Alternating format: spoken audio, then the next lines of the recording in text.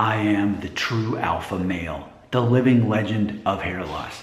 And let's get to it. Let's talk about COVID-19, which, by the way, I've been experimenting with this in the title, and I've learned that I can still earn money from my videos if I say COVID-19, but they won't let me say coronavirus.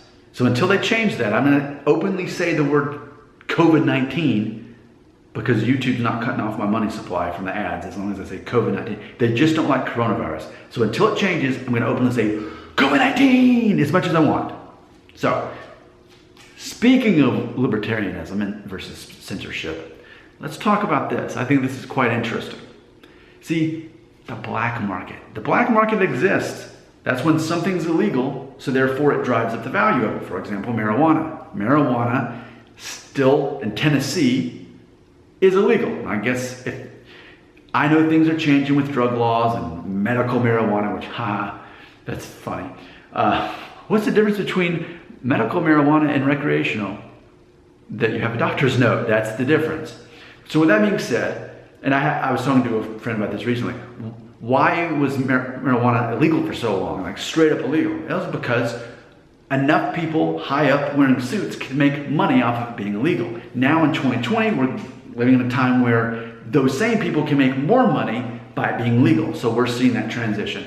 So ultimately though, and what it's gonna mean is for all the shady drug dealers, the shady ones especially, they're going to maybe be out of a job. Meanwhile, the doctors, the people who know what they're doing from a business point of view and from a legal point of view, and that are doing this legally, they're gonna end up making a profit from that. So that's interesting. Black market, it drives up the value of things. Let's talk about COVID-19 haircuts though. See, I think that's interesting because you can't legally get a haircut right now if you're unless someone in your household cuts hair for a living. How are you gonna get a haircut?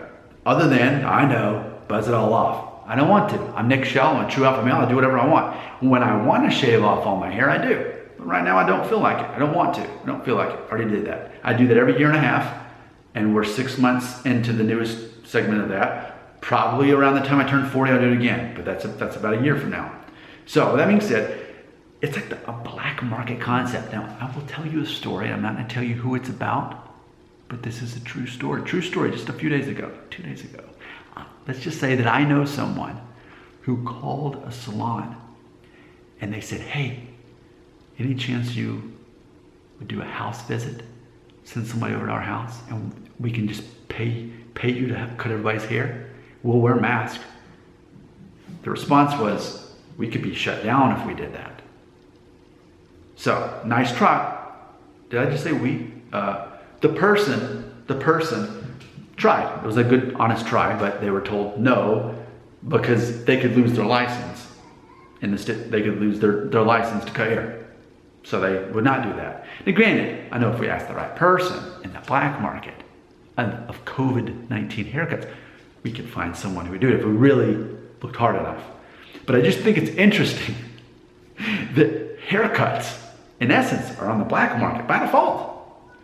If you really want a haircut and you don't already live with someone who cuts hair for a living, and you're not gonna do it yourself, you have to find someone willing to do that and keep it off of everybody's radar. Because let's face it, keyboard warriors are gonna destroy you online if they know that you got a haircut during all of this by someone who didn't live in your house, and that's what they're doing. It's a witch hunt to find people who are breaking the 6-foot rule.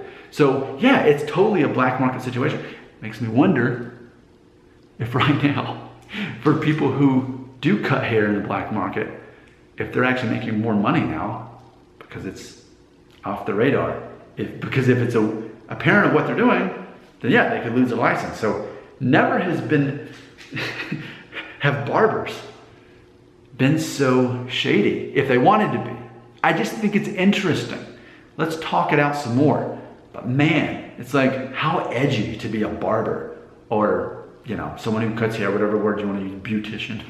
Imagine, when I think of beautician, I think of like a lady who like perms old ladies' hair. They go, one time they would get out of the house anyway would be to go to the beauty shop and sit in the chair for 2 hours and get their new perm for the week or whatever it is and get it styled.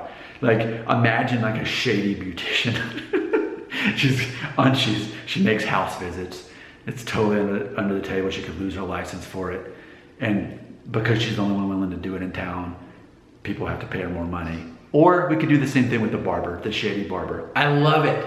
I love it. This could be a series on Netflix that would last one season, because then we'd run out of ideas. And hopefully it would end because COVID-19 finally comes in and barbers and beauticians and stylists can go back to doing their job. But right now, man,